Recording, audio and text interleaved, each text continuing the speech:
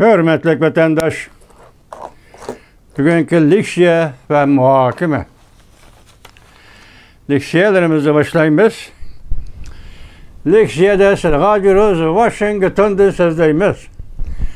Bugün çislak 2024 yıl 5. ayının 7. günü, Yekşembe. 7. günü bugün kepti damakta. Tönü günde boğattım. 7. günü Yekşembe vatandaş. Bugün sizlerge sözleydiği leksiyadan avval kırış sözde bakaylı. Hazır dünyada 3 rayında ziddiyet ve uğraş. Ukrayna, Avrupa'ya taalluk. Hamas, İsrail'e vuruşu ottur şarkı taalluk. Hazır bu uğraş İran'dan aldığı yetip geldi. İran, uğraşkı küremdi, ötkeni digendi, kırmemdi. Delmişindaq beytazı İran'ın işki kısmı da topalan. Ya xalqdaki narazılıq götürülüşke başıldı. İran halkı biz İsrail'e bilen uruşmayımız degen bir halga kelgendek. Enlikte 3. ziddiyet ve vaziyet merkezleşke rayon Tayvan boğuzu emas. Enlikte Filipin ve Cungo oturuski ziddiyetlerinin yaki kengaymiçilik karıştırıştan ibaret karşılık körüstüş tırışçallıklarının hemmisi Cenubu Denizli Filipin devleti bilen Xitay Cungo Kompartiyası hakimiyeti oturusu merkezleşti. Yani Cenubu Deniz'den Filipin tarafıga merkezleşti deymez vatandaş. Ötken dedik mi Japonya armiyası hazır Filipin kirip toxtu deydiğen haber var. Arlıqda biz Amerika armiyası Tayvan'a kirdi dedik. Andan tünügün manver doğrusu gep kıldık. Devlet Japonya, Amerika, Avustralya, Filipin dedik. Hem şundakla 4. ayının 11. günü Washington'da Amerika Koşmuş Ştatlarının prezidenti Joe Biden, Japonya'nın veziri Fumio Kishida, Filipin'in prezidenti Marcos bilen birlikte söhbet, yukarı derecelikten söhbeti ötküzüldü dedik. Vaziyet, Cenubi Deniz'e vaziyet Filipin, Cungo oturusideki talaşta atışka. Merkezleşken iken endi biz şunu ağışıp şunu sözleyimiz vatandaş. Bunu tekrar bulup kaptığı yani bir xilli gep bu dep herkes xiyalına keltirip koymanlar. Ben başta aytıvatımın tünügünkü vaziyet tünügünkü taalluk, bugünkü vaziyet bugünkü taalluk. Yığıp gelgende Asya'daki vaziyetke münasebetlik Cungo Kompartiyası ve onun siyasi hakimiyeti. Bütün dünyanın aldı objektif düşman gaylandı. Dünya tonudu Cungo kandak devlet. Dünya tonudu Cungo Kompartiyası kandak partiye.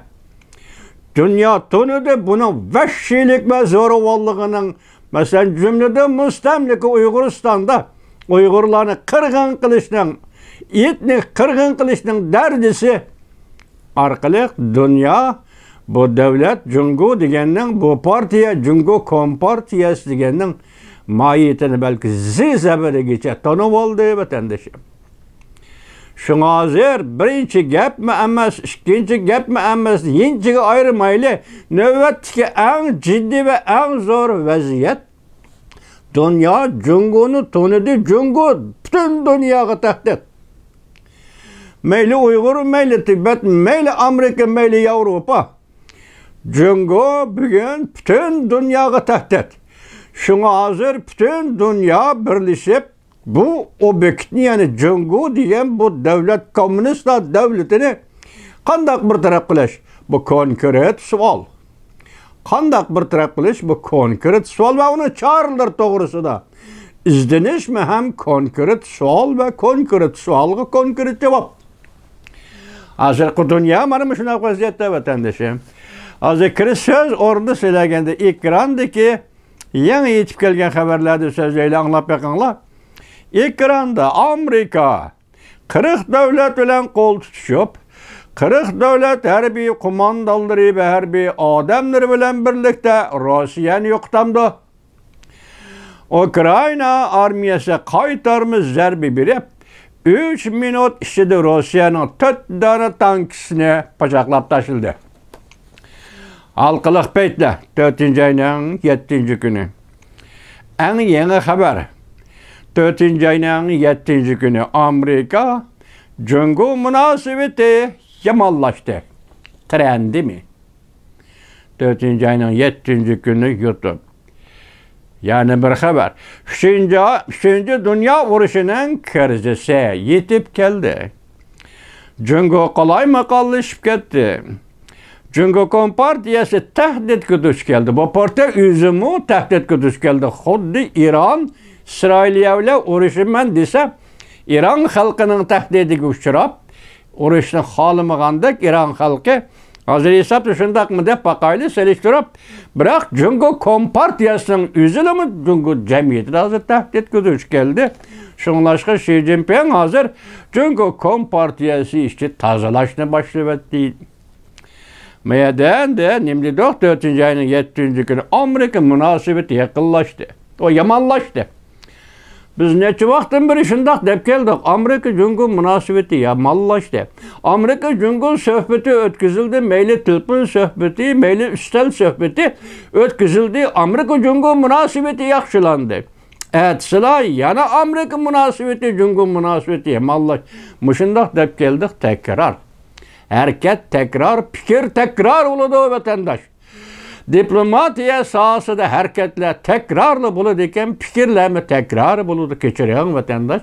Demek bugün hazır Amerika Cungo münasebeten yamanlaştı degende bugün yetip gelgen torbetlerinin biri düşündak değildi ki bu qatam Cungo Amerika Qo'shma Shtatları Maliya Ministerligining ministeri Janet Yellen hanım Cungo rahbarları bilen görüşkende hemme gapni to'g'ridan to'g'ri oldi qo'yiverganlik gap vatandaş.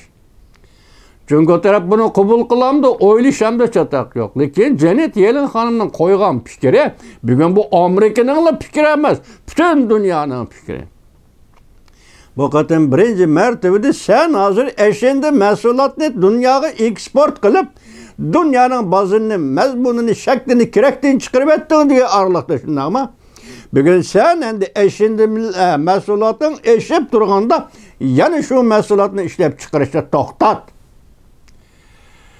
Demek eşinde mesulatı tökmün kılıp, Avrupa'ya tökmün kılıp, Amerika bazarlarına elip girdin, Amerika 100% baş koyman diye kararını çıkardı toxtat.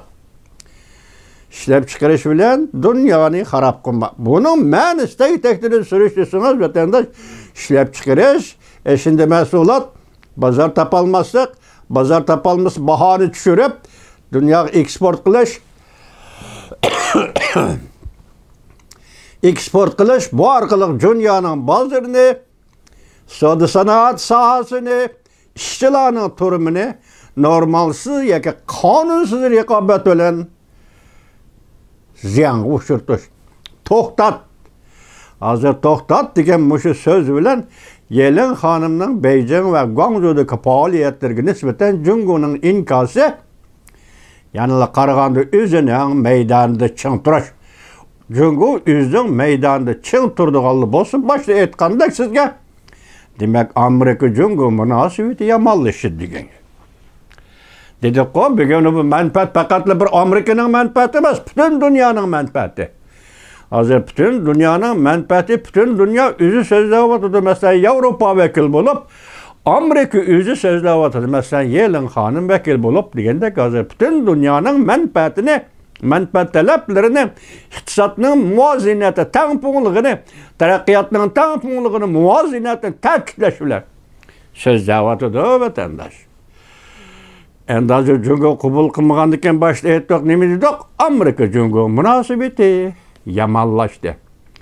Yani aldığımızdaki bir sınak Amerika Qo'shma Shtatlarının Devlet İşler Katibi Antony Blinken növbette 7 ziyaretini ahırlaştırıp Janet Yellen hanım qaytib kelgandan keyin Devlet İşler Katibi Antony Blinken Beijingni ziyaret kılamdı yok.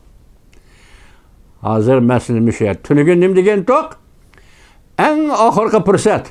Mesela Maliye Ministeri Amerika Qo'shma Shtatları Janet Yellen hanımның Beijingni ziyaret qilishi. Uning keyinden Amerika Qo'shma Shtatları Davlat Mahkamasining Devlet Mahkemesi, Devlet İşler Katibi Antony Blinken'in Beycan'ı ziyaret kılışı en ahırkı bir fırsat. Cungo Kompartiyasiga berilgan en ahırkı bir fırsat. Eğer bu fırsatni yaxshi tutishni bilmasa Amerika qo'l soladi deydi. Ama bugün Amerika Cungo münasebet yomonlashdi. Mana bu sizlarga taqdim qildigan vaziyatimiz. Endi Filipin to'g'risida Cungo to'g'risida qarang. Cungoning atrofida hozir vaziyati ciddi burilish hosil bo'ldi. Bütün dünya Cungo'ya zarba berdi. Mavzuli xabar 4-ayning 7-kuni Vanvit orbitida e'lon qilindi. Xabar mundaq boshlanadi. Amerika, Yaponiya, Avstraliya 4-ayning 7-kuni Janubiy dengizda tunji qitim birlikda harbiy manevr o'tkazdi. Tunugundiq. Amerika yani 2-qitim 4-ayning 11-kuni Aqsaroyda Amerika, Yaponiya, Filipin yuqori darajaliklar suhbati o'tkazdi. Tunugun qisqacha so'zildi. Tahlilchilar mundaq ko'rsatdi. Cungo bilan Filipinning egilik huquq talashish ko'rishi Janubiy dengizda har qanday chog'da portlash yuz beradigan bir rayonga aylantirdi.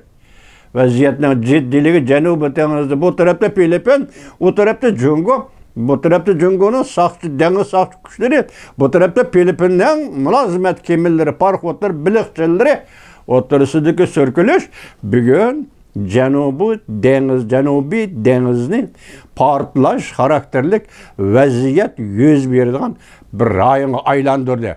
Balki bu to'qinish, diqqat vatandosh, Amerika Cungo o'rtasida nihoyatda og'ir qurolli to'qinishga aylanib ketishi mumkin. Filipin bilan Cungo o'rtasida Janubiy dengizda yuz berayotgan to'qinish, başta aytib balıqchilar va soqchi kemalar o'rtasida to'qinish ehtimol dedi. Bugun Cungo bilan Amerika Qo'shma Shtatlar o'rtasida nihoyatda zo'r va qattiq qurolli to'qinishga aylanib ketishi mumkin. Müşahidil to'xtab qolaylikmi yoki davomini so'zlaymi? Vatandoshlar, bunun davomi turli so'zlar sizlarga deyilgan ekan.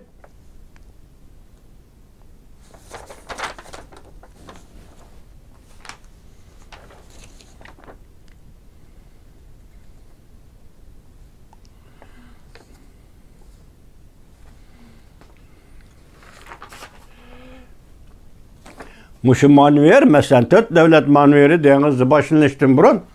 Yani bir körünüş, denizdeki tokunuş, denizdeki sürkülüştün başka. Manila, yani Filipin devlet münasebette xadimler oturuğa çıkıp Cungo'nu ayıpladı. Hem Cungo taraftan münasebetteki adamlar yani oturuğa çıkıp Filipin'i ayıpladı.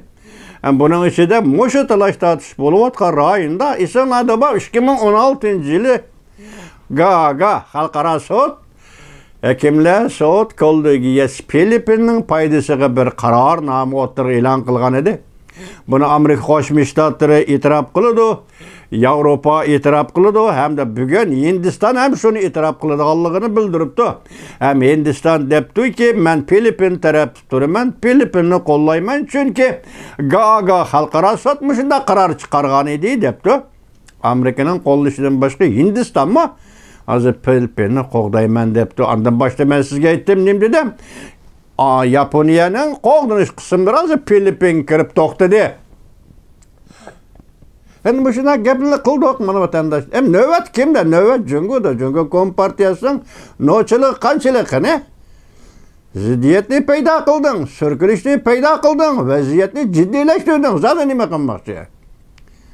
Sen vaziyat ve ciddilik paydo qilgan rayonga Amerika yetib keldi, Avstraliya yetib keldi, Yaponiya yetib keldi. Marcos, Filipinning prezidenti Marcos ve onun deniz armiyasi tahvolda tayyorlandi. Qani endi Cungo Kompartiyasi. Bugungi vaziyatimiz musho, vatandoshlar, sizlarga so'zlaydigan.